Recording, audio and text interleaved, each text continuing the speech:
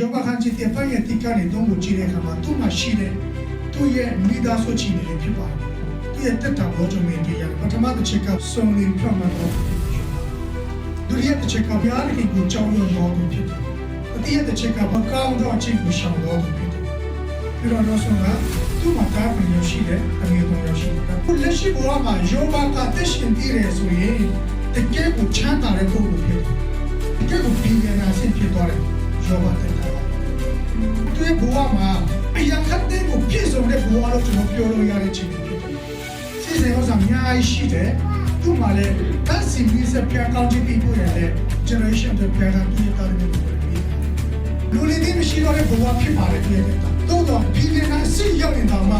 ဘုရားကအမြဲတမ်းကြောက်နေတဲ့တာရှိတယ်။ဆုံးနေတဲ့တက်တာနဲ့တက်ရှိလို့ဖြစ်တယ်။မကောင်းတော့အကျင့်ကိုရှောင်တော့လို့ဖြစ်တယ်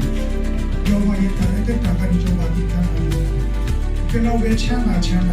ယ်လိုပဲစိတ်ဆိုင်ဥစ္စာများစွာရှိနေပါစေ။ဘုရားကဘယ်လိုပဲကောင်းချီးပေးနေပါစေ။ဘုရားကိုအမြဲတမ်းလက်တွေ့ပြီးတော့မဲတိုင်းစိတ်ချတဲ့တက်တာယောဂရဲ့တက်တာကနေကြောက်ပြီးရတာ။ဘုရားပြီးထားတဲ့ကောင်းချီးပေါ်မှာသူရဲ့စိတ်ချမှုတွေသူရဲ့ပြောရှင်မှုတွေသူမထားဘူး။ကောင်းချီးများစွာကိုပေးတဲ့အရှိန်ပေါ်မှာပဲသူရဲ့နှလုံးသားကိုတရားမှန်တယ်ပြီးတဲ့ပုံစံဖြစ်တယ်။